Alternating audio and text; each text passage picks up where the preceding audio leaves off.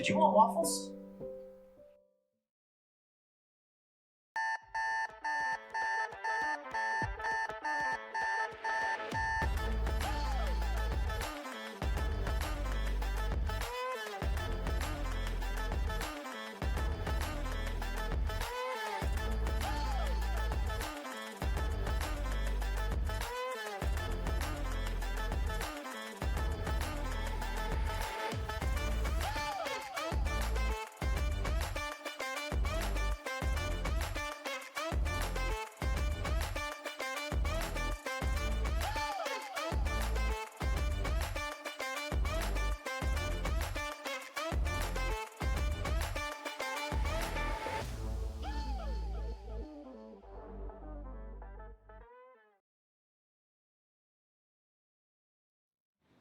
Good morning and welcome to Warlocks and Waffles. I got back into my seat literally the moment the intro was fading.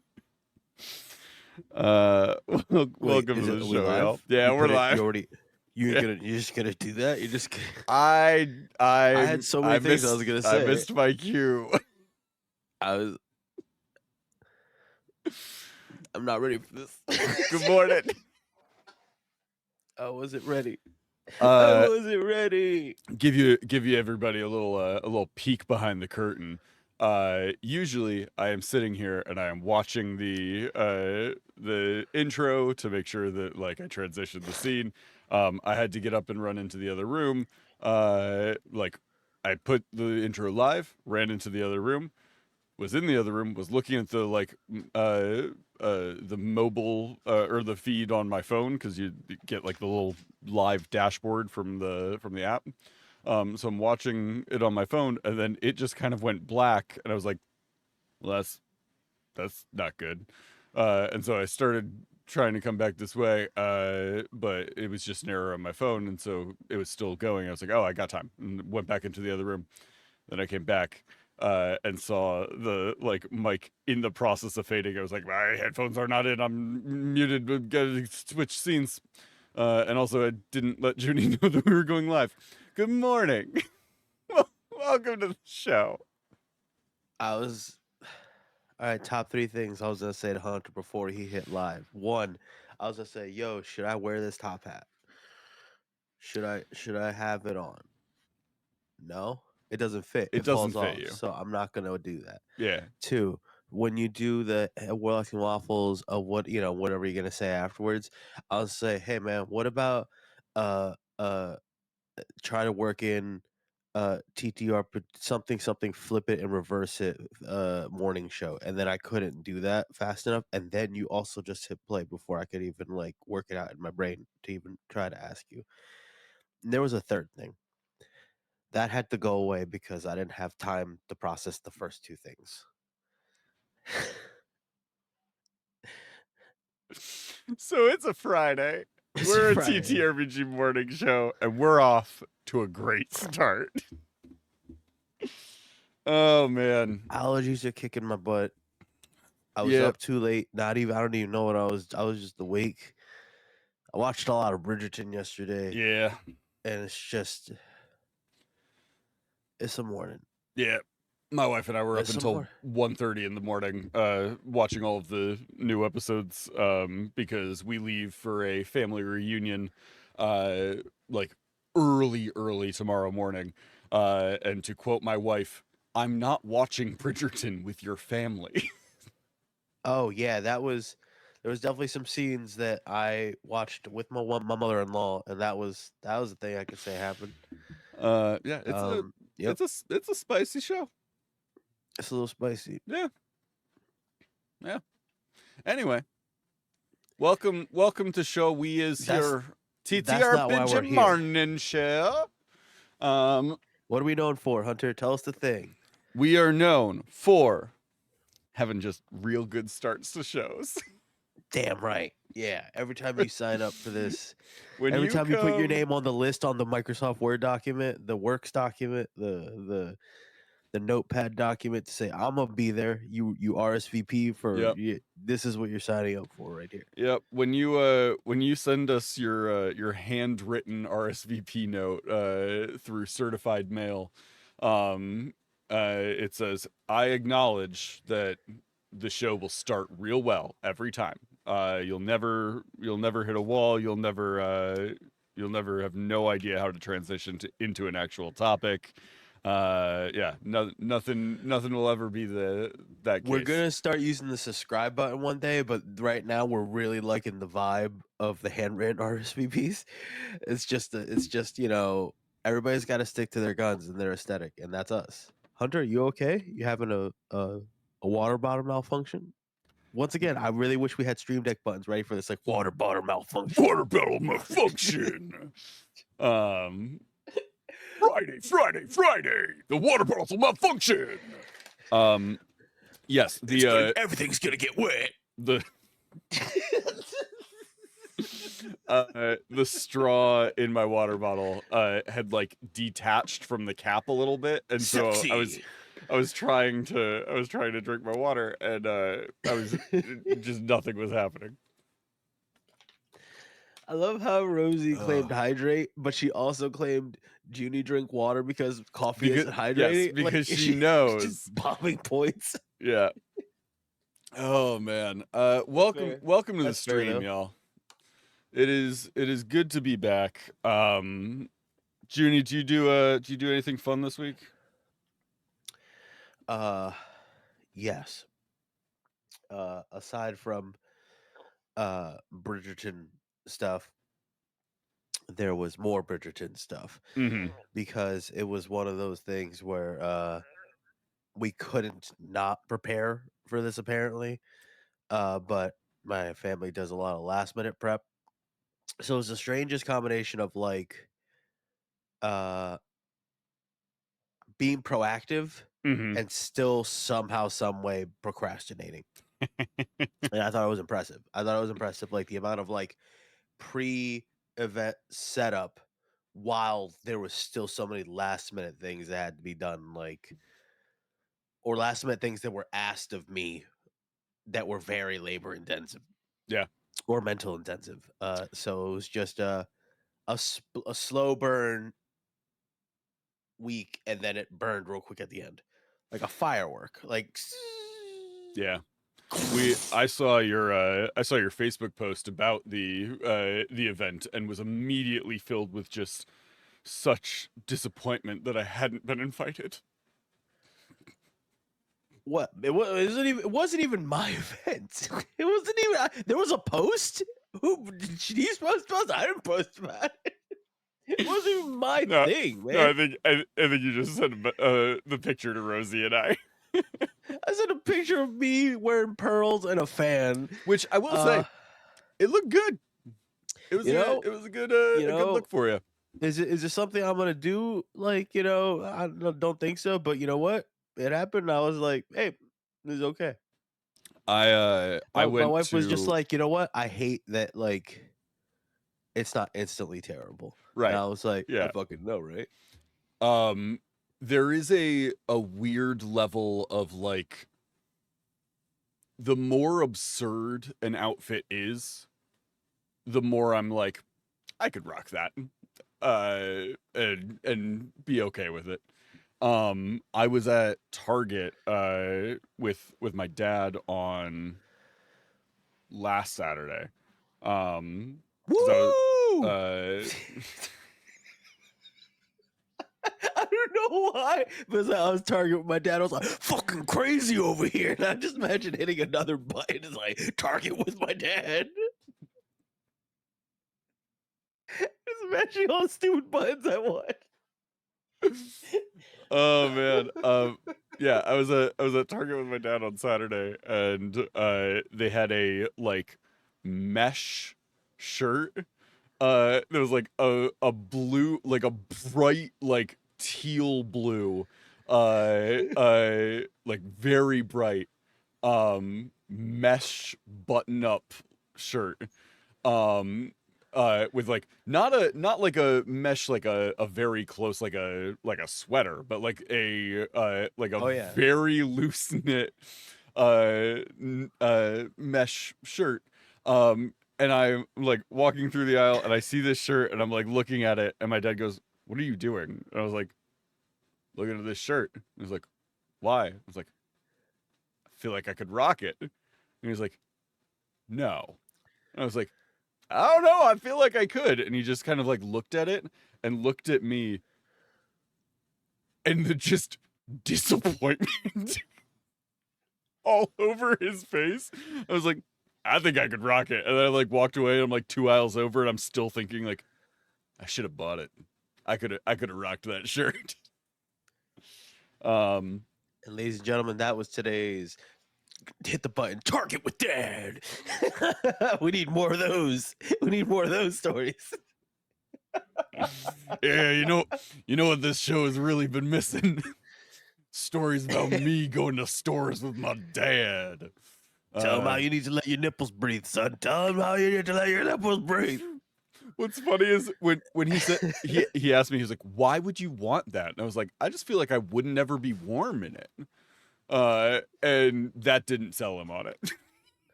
Targets.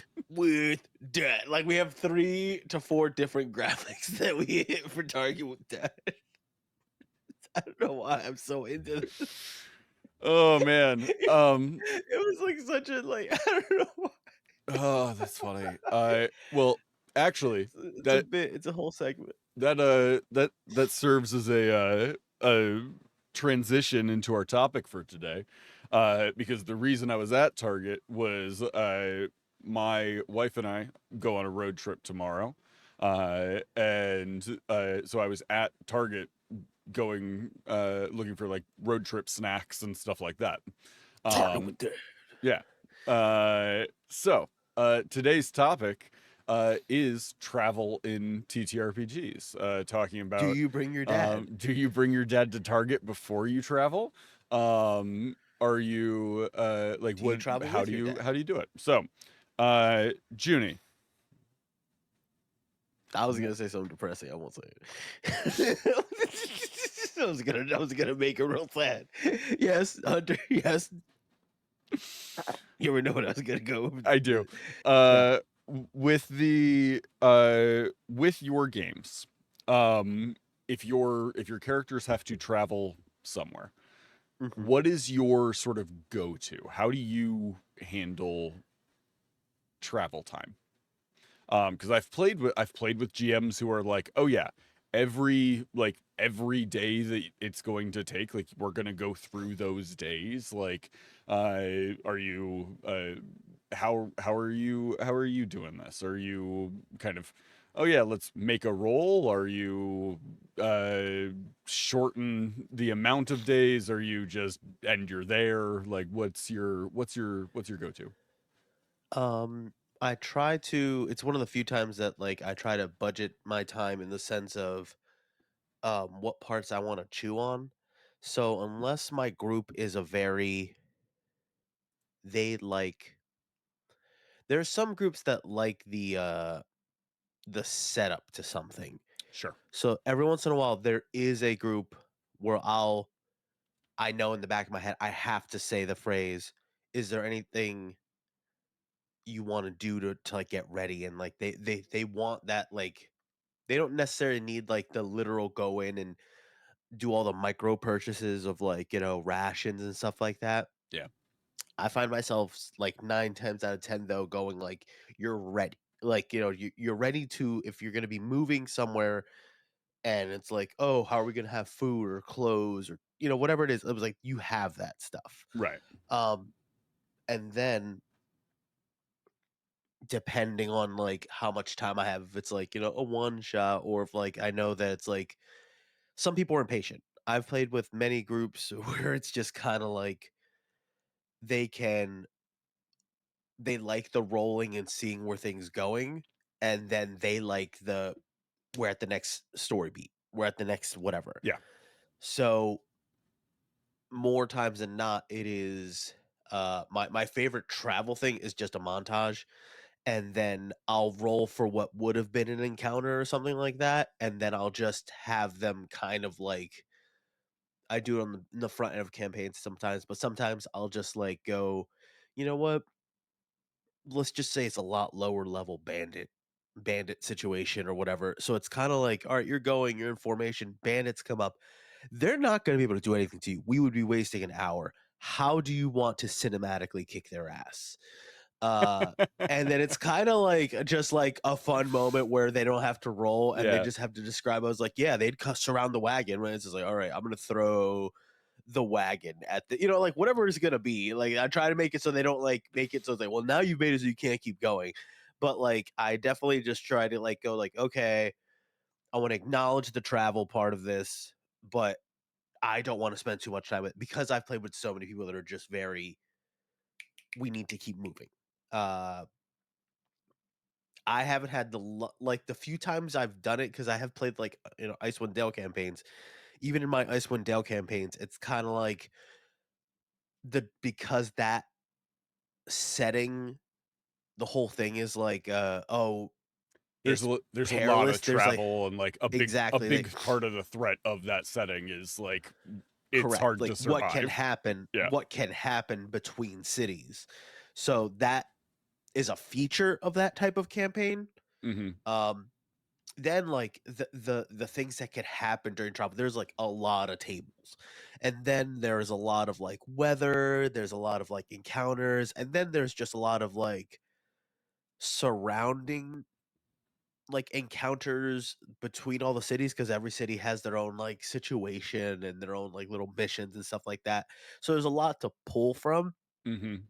So it doesn't have to feel like, oh, we're going and I'm rolling on a random table and this feels disjointed. At least everything Sure. feels cohesive. Everything feels like, okay, I just took a deck and I shoveled it together, but they're all the same deck of cards. It's not like I'm pulling out an Uno card.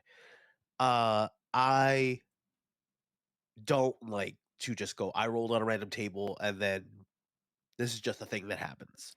Yeah. And then I Yeah. try to shoehorn it in. Like the I'm g random encounter tables and stuff like that of like, Yeah, and then I'll just kinda okay, make it work. you are Yeah, in a forest, it's daytime, and yeah, three wolves. yeah. Yeah.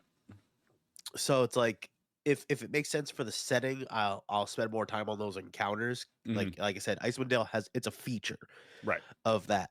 More times than not, I'm glossing over it because it is, I don't wanna say in the way, but it is not everybody wants to chew on those moments. Right. Uh, I would say that if you know you want travel in there, it's almost like you have to pre-plan a little bit to the point of going, I want these story beats, so that way it doesn't feel like it's just a road of random encounters.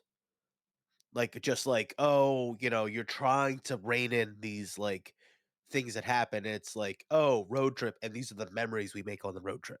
Mhm. Does that make sense? Mhm. Uh, do you spend a lot of time setting up that kind of situation, or have you had a lot of experience with like long distance travel? Like, cause I acknowledge Yeah. travel, but it's like we push through it to get to the meat type situation. It's Yeah. always like an appetizer, but we don't. My games don't usually chew on it. Uh, and if there's prep, it's always like montagey. It's a lot of Mhm. montagey situations. How do you go about it? So I usually have somebody in the party is gonna roll something akin to like a survival check, right? Of like some who is leading the party, who is trying to get the party to all get to the place they're going. And depending on how good that survival check is determines, okay, how long is this going to take you? Like, are you going to run into things that you probably would have liked to have avoided? Stuff like that. And so I know there's like charts and tables for like, okay, this is a 4-day journey. In those 4 days you should have this many encounters, you should do A, B, and C, and it's like, eh, I don't want to, because like I think the like rules as written, I There's like think travel speeds and stuff I like think it's that. like Yeah. 6 to 8 encounters a day is what people are supposed to hit according to like Yeah. the rules, which Yeah, seems it's yeah. insane to me. If I showed up to a session and we had 6 to 8 encounters that we had to do, that'd be insane. Like, At that point you're playing like I think there's still like this is gonna be my hot take of the day.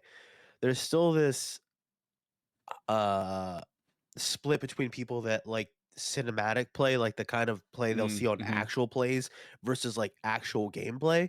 So that's why I tell people like, oh, if you're trying to do an actual play or you want like a big story, you don't want just players because players just want to go up, roll, and do it. And if you have a bunch of people that it's just they're gamers on this, Yeah, they're gonna go up, hit it, spell, go. It's efficient. You can get through more than one. yeah, But if you're somebody that's like just like, all right, what are the things I want to know what my options are? That's just yeah, it's gonna take too much yeah, time, and doing more than one is just like daunting. It's like yeah. it's like you are not getting anywhere at that point. Right. This is just like you're hacking through the forest and hoping you make it to where you're trying to get to. Yeah, and I think I lean more towards like if there are 3 combat encounters in a campaign, or not in a campaign. A campaign would be wild. But like Yo, in a tell your session, party there will be 3 combats this whole campaign. yeah. If you use them Don't all up waste them. now, it's Yeah. gonna be a real political drama if you like do them now. Yeah, but like if I had 3 combat sessions or 3 like combat encounters in a single session, I'd be like, that's a lot. Like I will tend towards not having that many. Like I'm gonna have probably one big one, maybe a secondary. It depends on the session too. But when it comes to travel, I feel like I I have good memories from when I was like learning to play and our characters were traveling from one place to another because my dad was very much a it's going to take 4 days to get there, like we're gonna roll to Mhm. see what happens on each of those days. um I I have good memories of that, but I also have memories of like insane random encounters that we were like, okay, why is this happening right now? Why are we being attacked by this thing? We've just spent an hour of like game time fighting something that had no treasure, we had no problem with, and was very low XP, so there was no benefit to No us. payoff, no yeah. Um which like I'm not saying that a an encounter that doesn't have a like actual payoff isn't worth having. But Mhm. I think there is something missing in a game where you get hung up on the like every every day of travel is going to be like played out and we're going to have random encounters and we're going to do A, B, and C. Like my dad was a every day has the opportunity for 3 daytime encounters and 3 nighttime encounters. Ooh. And so every day of travel he would roll percentiles to see like, okay, are there encounters during the day? If not, cool, we're at night. Let's roll to see if there's anything during the night. Okay, who was on second watch? Cool. Second watch, make perception checks. It was very like there was a formula and like a path that you followed in order to determine all of that stuff, which I don't hate. But I also don't want to do that for Mhm. like, hey, this group is traveling from this city to this city. It's about a week of travel. Okay, let's sit down and roll 6 for each of those days. Like that's a lot of things to roll. I that's where I do a combination of I you had said something about, like, survival checks, I and like doing a survival check for it. Yeah. I love, like, going, barring, like, some sort of calamity or something where it's like, this is, like, super duper gonna just jank things up. I think I do a million rolls behind behind the screen just to go like is this the moment something goes off the rails? So it's Yeah. like Yeah. Yeah. Yeah. it's like you say your dad does like 3 rolls, and I was like, I think I do like a million because I'm just every once in a while somebody's talking roll, and unless something's a number that's interesting to me, Yeah. like I'm like this is gonna progress, and I was just like, oh, you know what? I bet this is where things are gonna go south. Yeah. Otherwise, I'm having them roll and letting them know that the speed with which it's progressing is their fault. Sure. So it'll definitely be like they're going, you rolled a this, you feel confident, but everybody knows that when I say like, "Oh, you feel confident," oh god, we're lost, aren't we? And then they roll again. It's like, okay, you realize you've been really lost, but you find the path again. Yeah. You're pretty sure you added a few hours to your like travel time. I That I had a that was my favorite Icewind Dale thing because they like, "So are you saying we did this?" And they clearly were like, "It's from here to here," and they were like, "Did we do this?" And I was like, "Yes, yes, you did." And there was a snowstorm, so it's just I like, I love that. I had a group that the person who was rolling the survival check rolled a nat one on the survival check. So they're like going off and they're like, your guide seems super confident in that they are going in the direction that they want to go. And the other player was like, well, I'll roll a survival check as well, to like find the right thing. I'm like, okay, I mean, he's you insulted that can you don't think you he can do can his you job. can choose to do that. But if you choose to do that, like, that is your character saying, I don't trust you to do this thing we've asked you to do. I'm going to do it myself. Like, you've entrusted this task to this person. Are you micromanaging them and like verifying that they are doing it correctly? Or do you trust that they are doing it? And usually when it's put into that perspective, players are like, oh, yeah, no, like I just thought like we would all roll for it and see if any of us pick it up. And I'm like, no, he is confident that he knows the correct way. And they're like, okay. But he had rolled a nat one, so they went like multiple days in the wrong direction for it. They found some cool stuff along the way, but they like went fully out of their way on that route. One thing that I have done sort of in tandem with the survival one, and something that I'd kind of played around with before abandoning it, was um I've often used just flat like luck checks of like, okay, Mm, who from the party is feeling lucky? Roll me a flat d20. Let's see like how yeah. quick this travel is. And Mhm. higher you roll, the better the weather and the encounters and like stuff like that. And I've even had like tables of like positive encounters, of like encounters that will benefit the party in some way, not just a combat encounter. It could be like a social encounter or something like that. um and like if you roll really well, you might get one of those instead. But one thing that I had done for a while was I would uh have people roll a survival check to like start the process, find the path, figure out where you're going, like you're leading the charge. And somebody else roll a luck check to see like what the day is like, what your encounters are going to be like, stuff like that. And I would essentially use the survival check as kind of a reversed DC of like the higher they rolled on the survival check, the lower the luck check can be before before something bad will happen, because the person who is doing the survival is like looking for tracks and knows, oh, okay, like there are creatures in this area, we should avoid this area. Like is doing all of that. Um, I ended up abandoning it just because it was like a lot Yeah, it to sounds like you do. have like an algorithm going on. Yeah, that Um, sounds like yeah. you're doing it. So now I just do survival, and it's like, okay, roll a survival check. Okay, it's like a week's travel. You rolled really well, so you're gonna take a few days off of that. And like the weather's good and all of that. Like we're just gonna keep moving. It also for me depends on you run mostly like in Forgotten Realms, right? Yeah.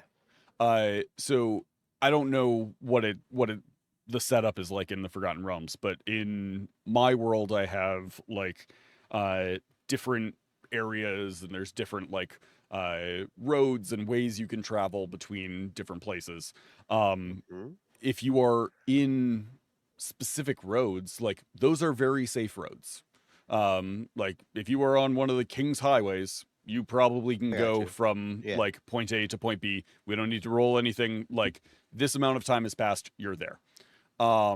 If you are in like the wilderness, more Mhm. like there's more opportunity for things to go wrong.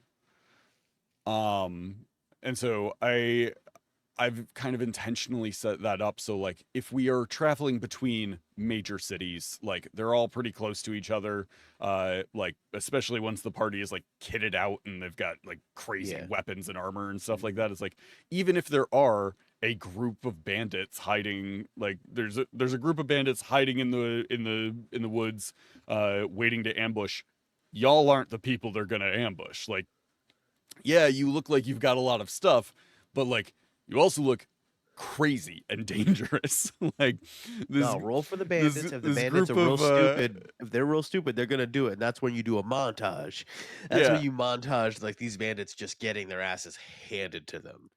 but I mean like a group of like CR 1/8 bandits are Mhm. not going like are hiding in the woods and look out and see like a Goliath with a axe that's on fire and a dragonborn wearing like demonic armor and a cleric whose mace is glowing. Like if They're not uh gonna get anywhere in the world if they don't yeah, like, if they don't like go like this is how we make our money.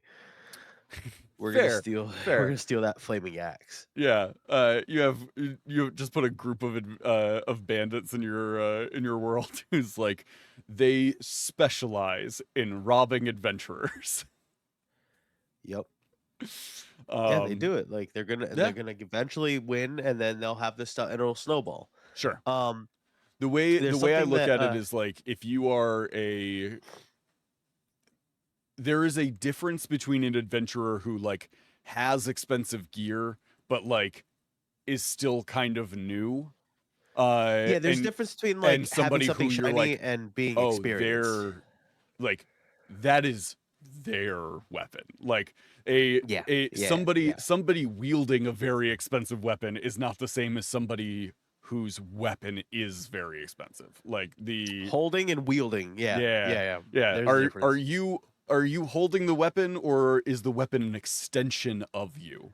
Like the I feel like a bandit looking for an easy target can spot that difference. Are you holding your sword or are you wielding Skyfang? Are you are you holding your axe, or are you the bearer of the blood curdler? Like the This is my staff. I am the chosen of the tears of Aranis. That's the name of it. I am chosen of Tears Iranus. It's a very long name. I have to call it out every time. Yeah, that wasn't the That wasn't me person saying saying they that. were holding Yeah. the staff. It was the Yeah. same person. It was the one person saying, This is my staff. and the staff saying, I am the chosen of the tears of Aranis. I'm being held by Chucky, the gnome. Fear me, for I am a blood-curdling axe. I have been wielded by gods and giant kings.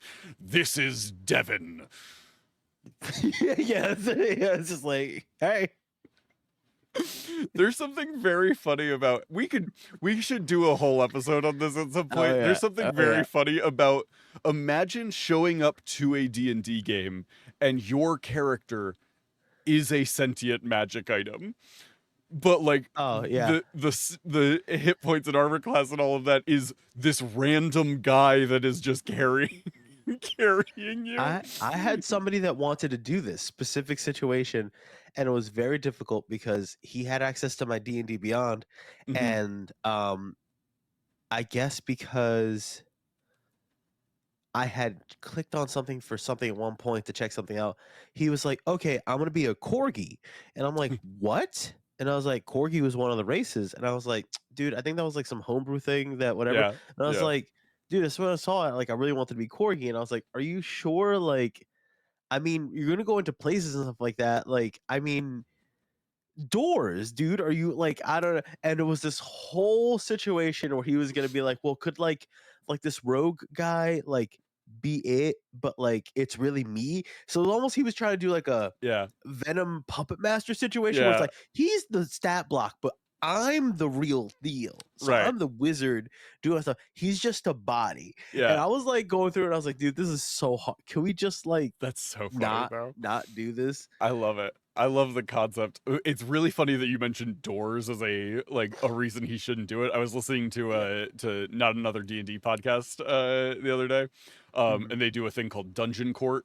Yeah. Oh yeah. And they had a thing on there where somebody had been running a game where Santa had been kidnapped.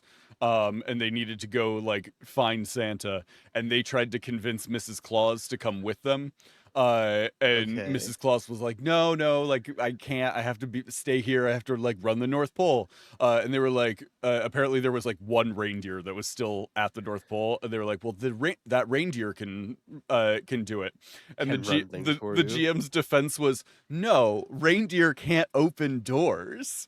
Like Mrs. Claus has to stay here because reindeer can't open doors.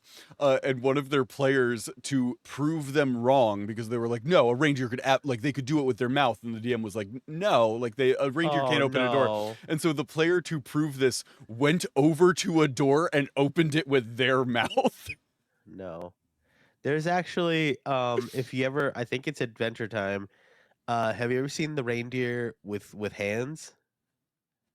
Yes. Yeah. There's like a Like, creepy gif of like it takes gets off up the and it's like, it hooves. takes off the hooves Yeah. and then it does like this like like I- finger gesture. It's nightmare, but like that's what I would have done. I love Adventure Time. Oh god, It's a yeah. wild ride. There was Okay. actually something I wanted to say a long time ago, I'm but then we so got into this sorry. thing. No. It's all good. But it kind of had to do with you had a guide, right? Mhm. And I think if there's ever an external guiding post, whether it's a person, Yeah. they're following something, uh, it's one of those times that I love using passives Mm, because I feel like passives aren't used a lot. And it really makes people feel badass yeah. when you can go like, all right, this person rolled a 1.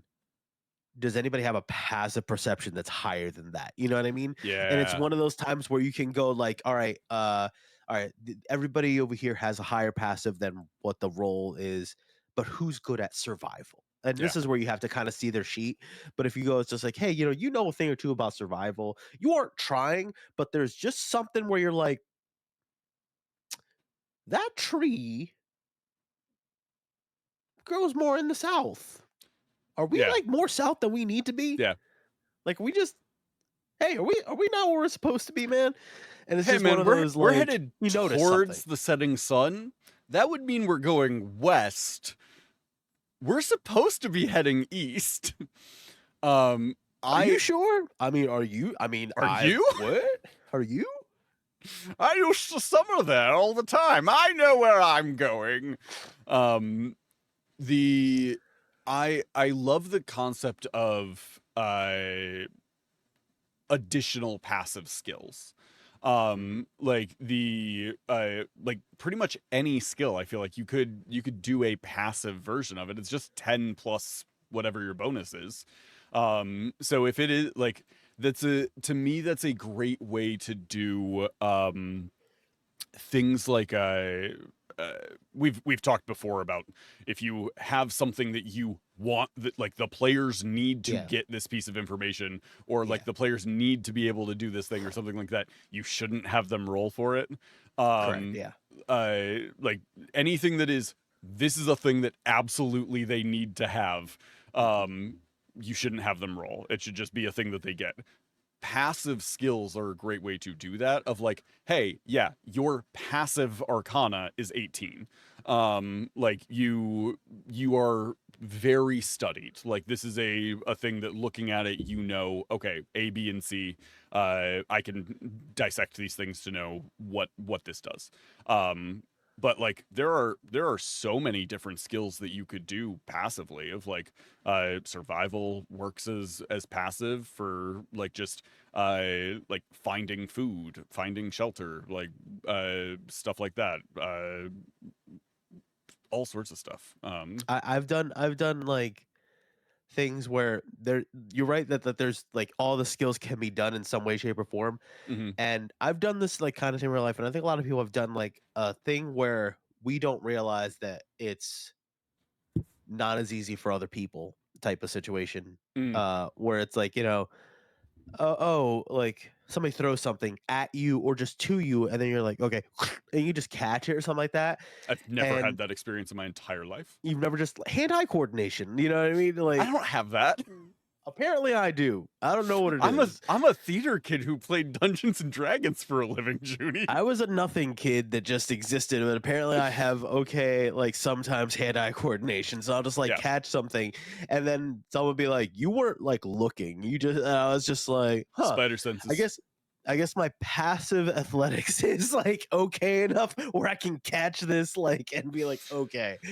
Add it to the lore books. Junie is multi-classed as barbarian because he has danger sense. He has Yeah, yeah, advantage yeah. on those That's saves.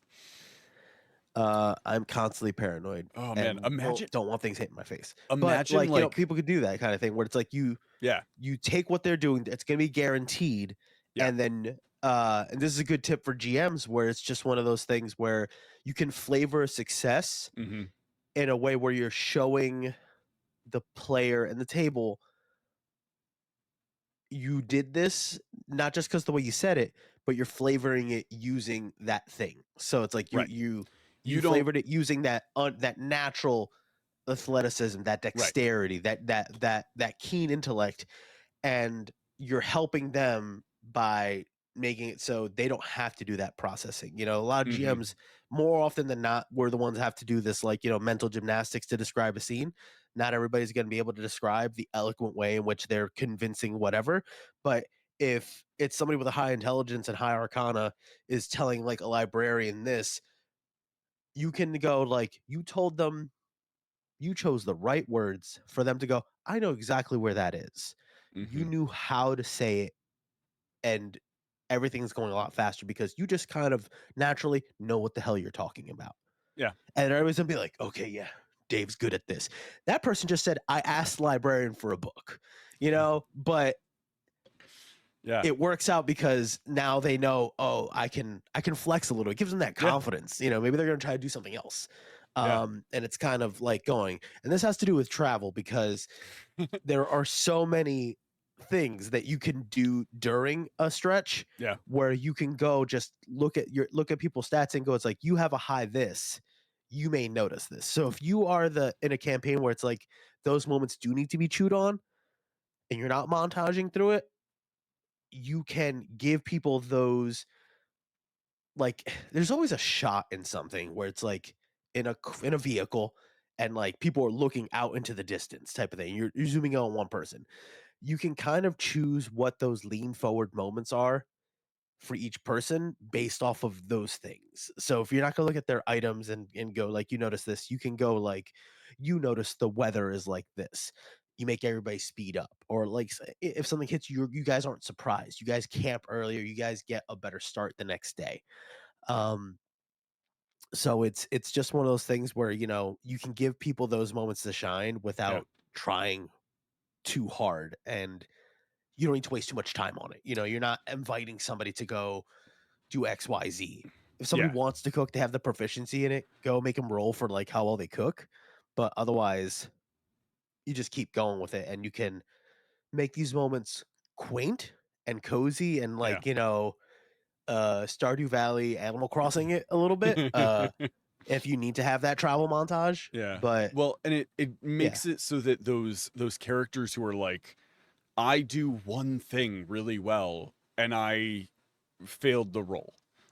It's like, okay, well, I mean, you like if you have a character who is like what they Mhm. do is like medicine. They lean into the role play of it. They like do A, B, and C. Like let take a passive. Like take a passive medicine and be like, yeah, Oh, no, I let me wouldn't do do this that. thing. Like, I was Um gonna say, have you ever done successful fails?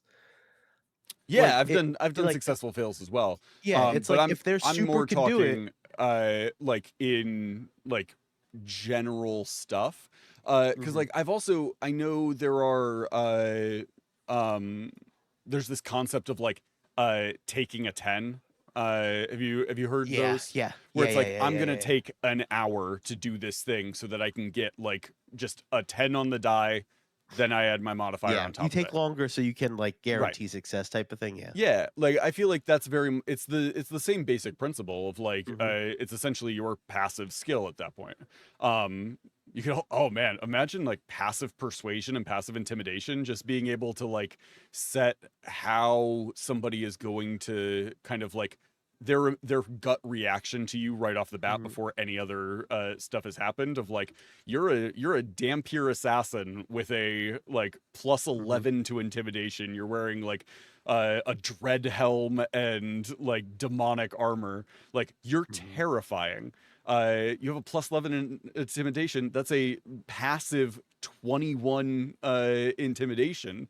Like if you walk into a room, people are not like their disposition towards you is going to be different. Well, Uh, that's would you know something? I feel like I would go that, almost like a like 10 gravitational pull of, like, average, because if somebody is, like, negative or just a 0 in something, and this is where you kinda not play favorites, but uh-huh. go, "You're just not good at this, you don't go to this," I wouldn't give them a 10 in something, you know what I mean? And then Sure. once you get, like, into, like, 8, 9, 10, 11 situation, I think 10 or 11 being, like, the passive, like, whatever in that thing is, you can do the anything that's not observe like, Hmm. like the 3 that are already there, you know? So, like, persuasion, I think if you have more than a 5, you can you can competently do a general like, "Hey, can I have some extra ketchup packets?" Like, you don't have to roll for that kind of Right. thing, you know what I mean? Right. Because you do have such a high number. But, like, going, like, somebody passively has a 20, in my brain, I'm just like, "That's like, I can't even fathom." Like, but, Well, it's and like that's the thing though. You wouldn't necessarily have to do it as like, oh, this is yeah, a yeah, thing yeah, I yeah, yeah. use for everything. It's a thing that you Yeah. use in those moments where you're like wanting to give it a little bit more flavor or you're Yeah, wanting to yeah, yeah. find like be able to give them something without the risk of it being a bad roll. Mhm. Stuff like that. I think I think it definitely, yeah. also like you could also tie it into like proficiency if you wanted and be like Mhm. if you are proficient in something then that like passive is also something that it could be Oh, yeah. pulled for I things th of I like think if I'm proficient in athletics and I have a like plus 8 in athletics, like jumping over a 10-foot pit probably not that difficult. I think that's actually a really good point where if it's, like, if somebody's proficient in something, I think that that should without a doubt be something you can do passively. If you're Yeah. an expert in something, you have a 10, like, you know what I mean? Like without a doubt, like being able to just like you can do that without trying. Like, you can know, look, catch things, no problem because you are just Here's so here's good what at it that. is. It's what is the DC to do this if we're rolling? Okay, Mhm. 15. if your passive is set a Mhm. specific amount, if your passive is 5 or more above the DC, no need to roll. You could even Yeah. do it Yeah. less. Yeah. Like Yeah. if your passive is 3 or more above the DC, Mhm. you don't need to roll for it. You are trained, you are good, you know how to do this. Like, and things can happen. There can be situations like even the best athlete can have a like pull a muscle, break a bone, like whatever. Mhm. Like there can be mistakes, but they a like somebody who is a trained long jumper, if they are like Is gonna fail at making hopscotch. yeah, like if they're doing a simple like a Mhm. much smaller jump, they have a very low chance of failing. Yeah. You could also do it as like, hey, you have a passive of this, so you beat the DC as is. Still roll a d20. If you roll a nat 1, you still have like it's still going to be a like a problem. But otherwise you're fine. If you want to For still me, have definitely, that it's like that yeah. trade-off.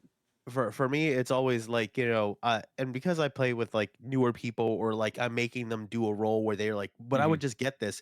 I'm very open and upfront with, you're getting this. We just want to see if this goes as you wanted, or as cool Right. type of situation. So it's a lot of You're like, going to succeed. It's this just is more of a if it's this is a cool or flavor not. role. Yeah. So it's just like, you do it. There's no way you could not fail this. You are too good at this. Yeah. I will say that you can be aware of it if you want.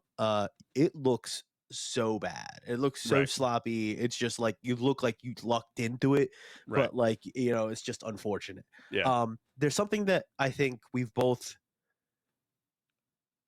tap danced around, and it's, when do you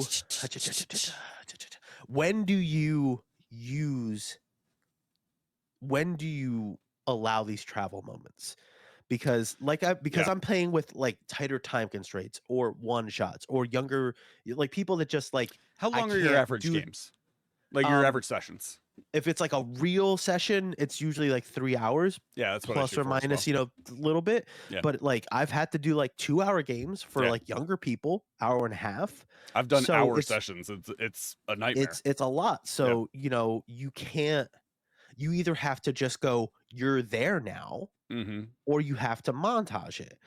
So if you have a, like, what goes into deciding those things, obviously how much Sure. time you have.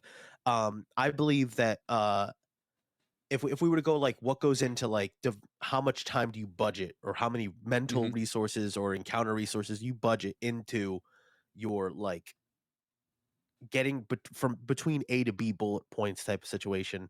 Um, obviously session length, but I think that knowing the party is the most important thing, Yes. aside from that, because it doesn't matter if you have 3 hours. If you know that people are just going to check out because it's just like, there's 3 rolls Yeah. before we get to the Yeah. next thing, you know, some people just can't. Some people, like, Oh, it's just absolutely. like, it's I've my first like sit down like campaign taught me so much, because it was just, I mean, I was so appreciative. It was fun. I had like so many important memories, but it was an evil campaign, and it was like, I hate an just evil campaign. I in don't enjoy it. retrospect, it was just not the game for me. Yeah. The dynamic of people, like, I had one friend that brought me in, but there was things like, there was, a meta gamer that didn't like, if we said something, he's like, but that's a unicorn, we can't just do that. Like, he like knew too much. Every evil campaign Yeah. has at least one metagamer, at least one power gamer, like Yeah. the Oh yeah. god, there was, Yeah. yeah. So it was a lot of things that just like, things were either rushed or whatever, and we chewed on other things that just, uh I knew that I want to be the one to avoid these kinds of things. Like, I don't want it to be somebody is on their phone not to look something up, but just to be like, Sure. well, it's going to be 20 minutes before I Yeah. can do anything. Yeah. Like, I want people to constantly know you should pay attention only because something might happen that you're like, I can use that, Yeah. or Junie randomly bounces to people mid-turn. Like Yeah. Junie will bounce to people like it's not my turn initiative, but something threw one in my face. He might give me a reaction or something like that. So it's kind of like, making things dynamic. Yeah.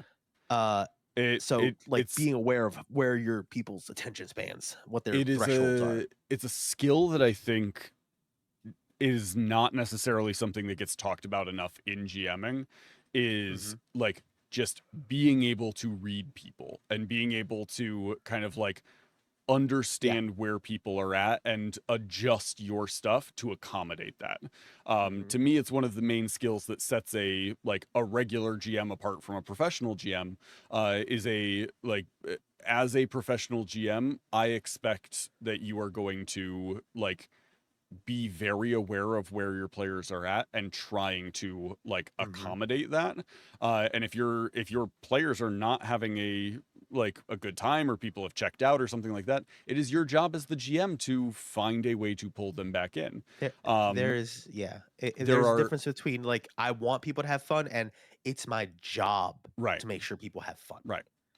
There are definitely groups that I've ran for where they were very into the travel element of it, and Yeah. they wanted to okay, it's going to take us 6 days to get there. We need to make sure that we buy supplies. We need to make sure that we are we've got charts of the area. We need to A, B, and C.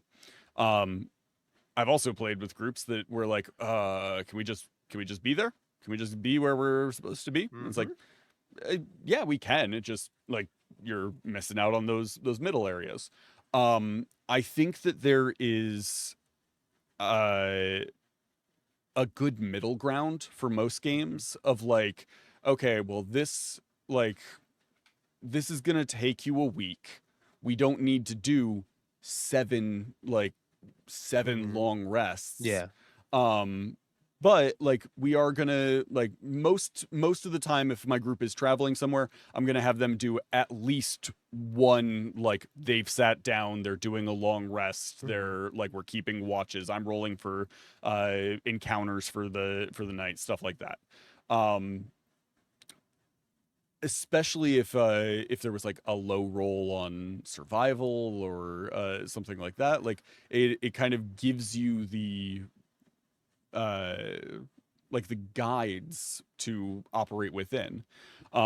If I want my players to have a rough time getting somewhere, that's an easy thing to do.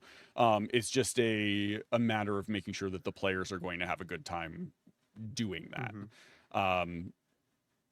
Yeah, I don't like a game that is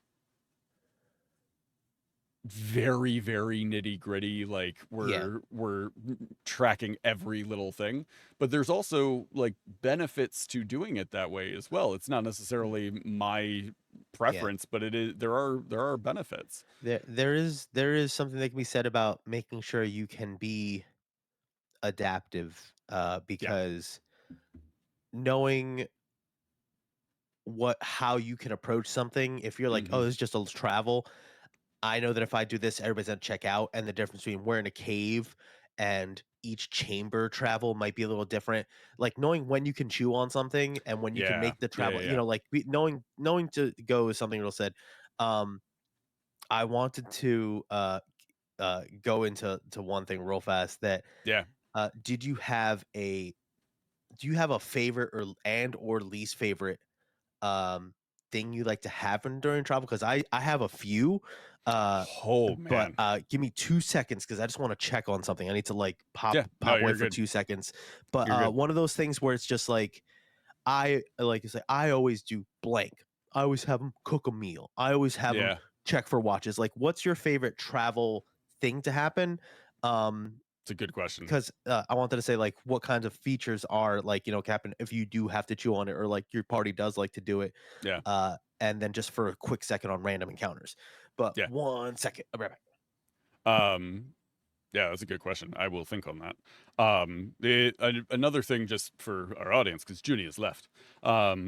For me, there's a important distinction when you're doing travel stuff of if the travel and the like area that you are in and like that environment, if that is a large part of the adventure and like that's something that you want uh heavily impacting the day-to-day sessions, that is very different than like, okay, the players are going from this city to this city and they like there's not like story beats that I want to hit in between those cities. Then if that's the case, you can just take them to the next city. If there's less emphasis that needs to be placed on the travel in that situation.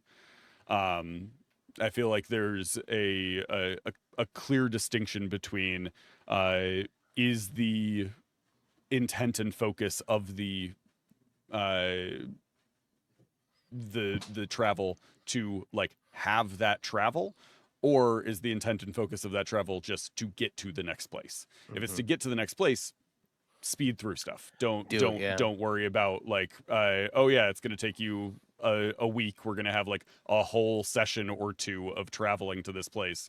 But if it's to encounter that and explore the world and stuff like that, then yeah, put more emphasis on it. Junie, to answer your question, my Yes. my go-tos are I like watches. I think watches are fun. It gives the opportunity for I roll to see if anything is going to happen. My players roll perception checks on their watches to see if they spot it. Creates an opportunity for a combat encounter depending on what the situation is, and also usually is gonna have some sort of like weird thing happen if I'm gonna do something during a watch. The It also gives them the opportunity to have like inter-character moments away Yeah, from the rest I of like the those. Yeah. party. Because usually I usually run with like 6 character groups. And so I will have like the night is broken into 3 watches. So each watch has 2 people on it. And so it gives them the ability to kind of like split up and take different watches with different people, or like they fall into a routine of like well, I always take second watch with this person. Like my one group right now, we have there was a character in the game. Elliot played a character in the game who his character had like chef's tools proficiencies and stuff like that, and so he would always take third watch because he was going to like make breakfast for everybody Oh, okay, wow. as part of that, and he would take it with the cleric of the group, because the cleric of the group would get up first thing in the morning to do their like prayers and stuff early in the morning, so those two would take third watch because it's like the last watch before dawn. The character that Elliot was playing that would make breakfast and stuff, that character died, and he like left his like cooking tools and stuff to one of the other characters and was like, "You're the cook now. Oh, Like wow. keep them healthy. Don't poison anybody." And so now I thought I meant keep the their tools healthy. character, Keep the yeah, cooking keep the supplies keep the healthy. tools clean. The character now like has taken third watch. Like they're on third watch every night. They like make sure that breakfast is made in the morning. Um a- and that's a cool dynamic to have kind of naturally occurred. It also results in situations where like one character is upset with another character and they're supposed to be on watch together, but the one character is going to take a different watch. Oh, wow. And so there's like weird dynamics. Like it gives the opportunity for that sort of stuff. I also really like you said travel in general, right? Not Yeah, not yeah. just like watches. Um Yeah, yeah, yeah. I like having depending on how far away something is, I like having a couple of things that I want them to have. Or a couple of encounters that I want them into hit, instead of doing the like random encounter stuff. I will do random encounters as well sometimes, but Hmm. I usually will plan out like this is a thing that I want them to interact with. And Hmm. usually, depending on how far it is, it's usually going to be a combat and a social are the two things that I like plan out for any given like trip, depending on how long. Sometimes the trip is short, sometimes it's much longer and they need more things, but usually Hmm. I'm planning out like a combat and a social. I also have specific NPCs that have been introduced a few times in different games that are like the only time anyone will ever encounter them is when they are traveling somewhere else. They're only ever met on the road. Hmm.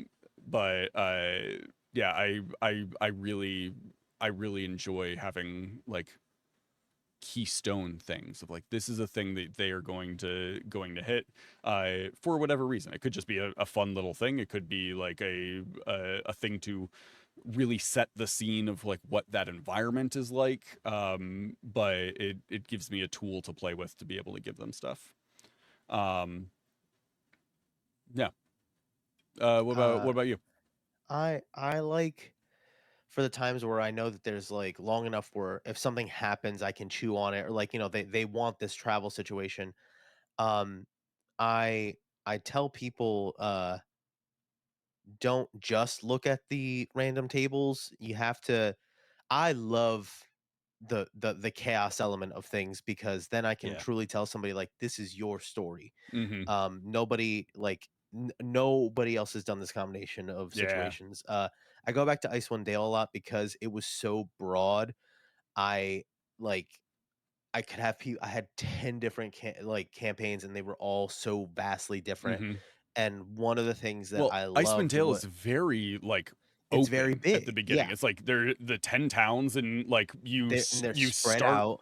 wherever Yeah, and then you're like, okay, where are you going? Like it you and yeah. you can the like the thing I'd said before about like the wilderness encounters. They're encounters specifically for if you're in the wilderness, Yeah. and they could be weather. Like you roll for weather, you roll for this, and then that'll all like subdivide what can happen.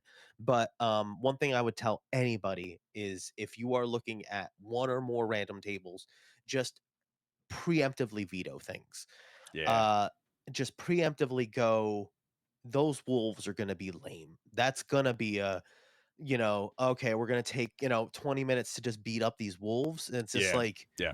unless you are going to do something, one, you should preemptively, if you see something lame, automatically know, if I land on that, this is how I'm going to make it cooler. Right. Because you never want to just go like it.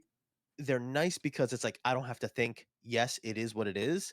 I just got this now, cool. Yeah. And you could say, oh, you guys rolled for wolves, but it's there's just something about it where they're either going to, oh, did somebody send the wolf? They're going to read into Yeah. it too much, and then you were lazy about it, or it's going to just be like, okay, we did it, now we keep going. Yeah. Um, Can I add something to yeah, yeah, that? yeah. Random encounters to me tell you what they are encountering, Hmm. not why or how they are encountering them. Correct, correct, yeah. So like if you roll something like wolves, uh Hmm. they can encounter wolves and have it not necessarily be like wolves jump out of the woods and attack you. Like it could just be that there are wolves. They see like a pack of wolves in the woods that is Hmm. like hunting something. Maybe you have an interaction where like the wolf like sees you and they have to make like an animal handling to like Hmm. we're not looking for trouble. I've had things where um I had a party that was a very, very low level party. I think like level 1 or 2. And I rolled a random encounter and they got an owl bear. And I was like, they Mm. will die. Yeah. And so what I ended up doing was I was like, okay, I could just re-roll, but I don't want to. I like owl bears. Like I think that's a good thing to bring in. So I was like, I could do it one of two ways. I could either have it be that the owl bear like sees them, Hmm. and they see the owl bear, but the owl bear is like doesn't Not assess them as interested. a threat, Yeah. and just keeps going. Or and what I ended up going with was it was an owl bear, but their hind leg had gotten stuck in a bear trap. And so they were this like trapped owl bear that was like screeching and all this stuff.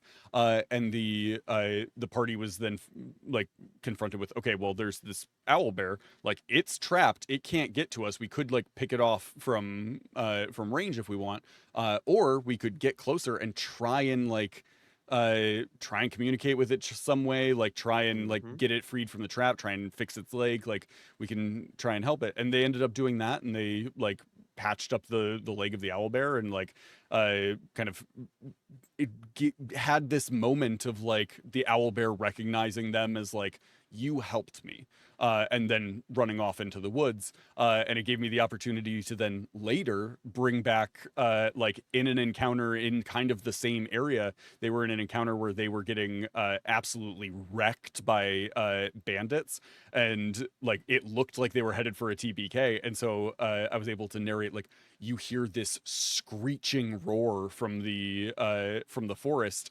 and like charging out of the forest is this owl bear that just starts ripping into the bandits. And they first had like fear, and then I saw recognition on one of their faces and was like, is it the same owl bear? And I was like, you look at their Yep. leg, you see scarring on their back leg, and like this owl bear saved them and had this like moment of like, I've repaid my debt sort of energy.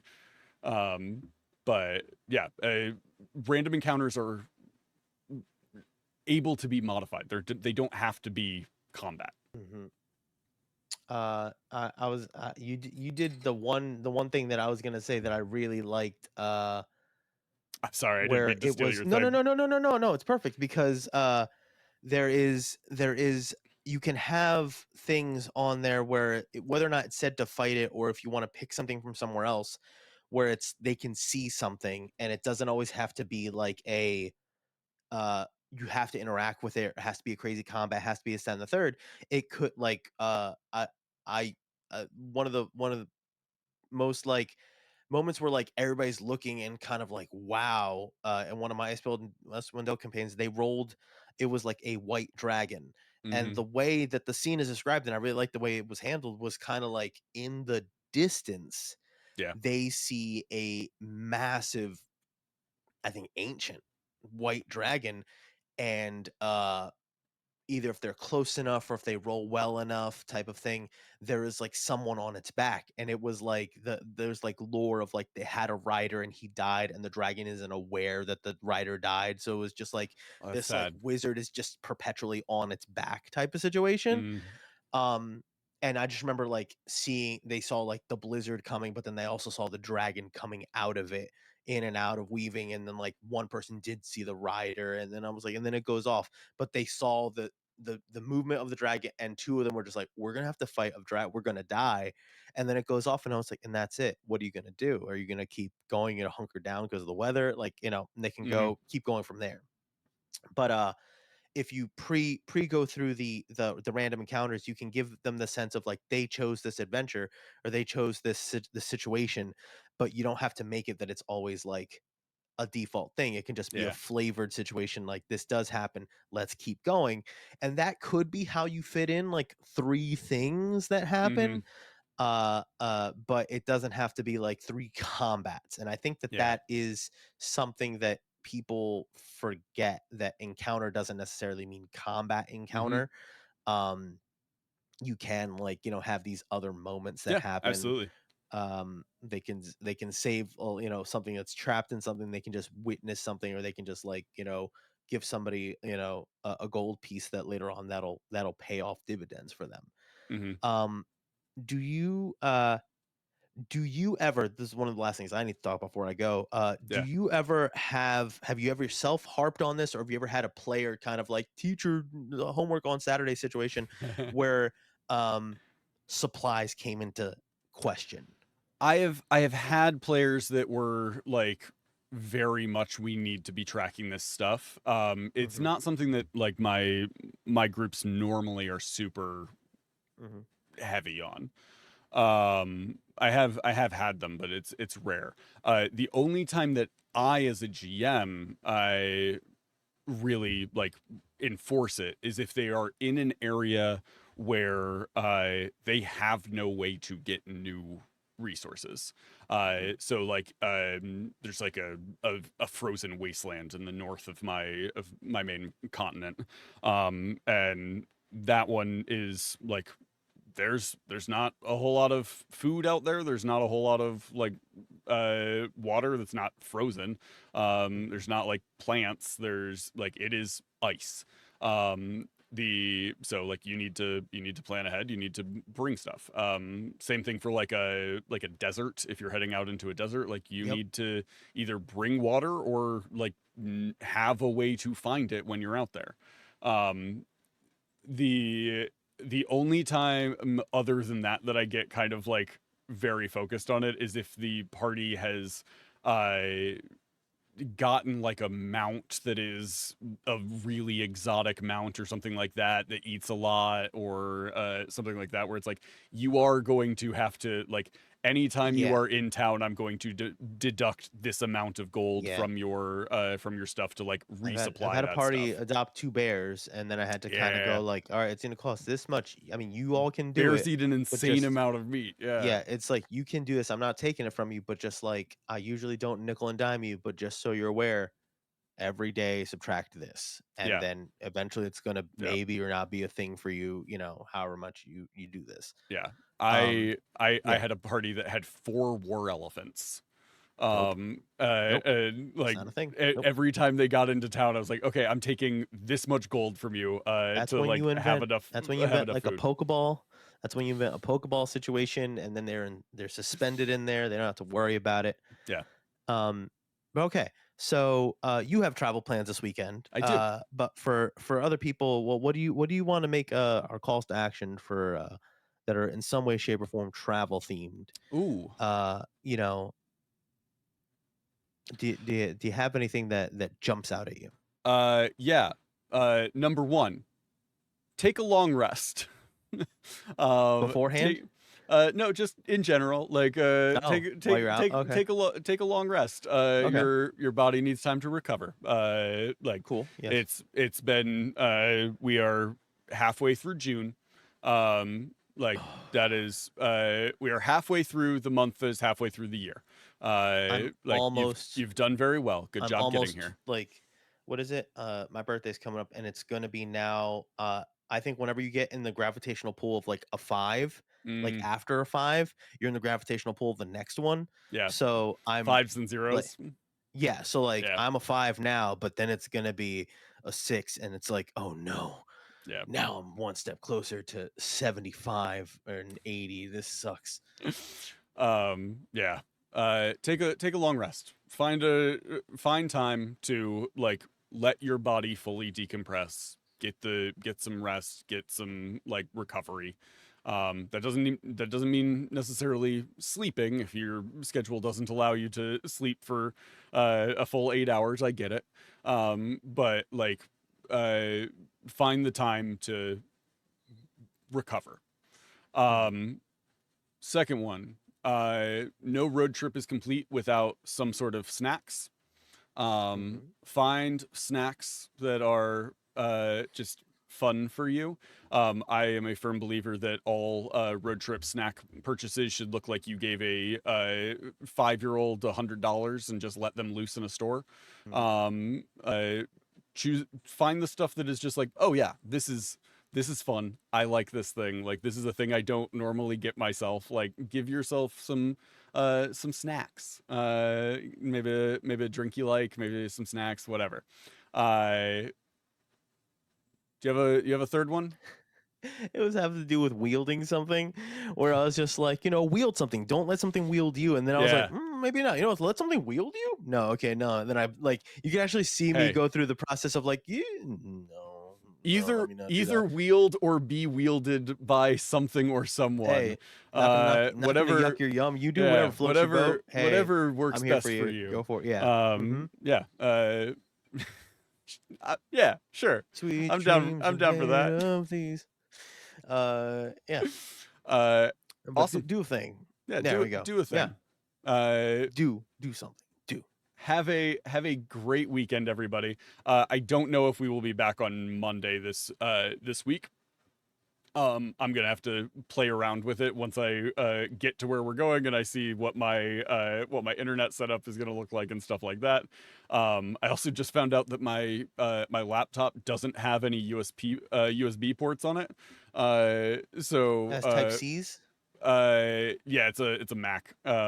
So like Oh. none of my stuff plugs into it. Oh, So so you need a dongle. Ooh. yeah, I'm not Yeah, gonna do yeah. that. We'll Okay. we'll see how good the camera and mic on my laptop is. It might be a slightly different episode. Um, other than that, have a great weekend, everybody, and we will see you next time, whenever next time is. Until then, embrace the nonsense and have a great weekend. Bye, all.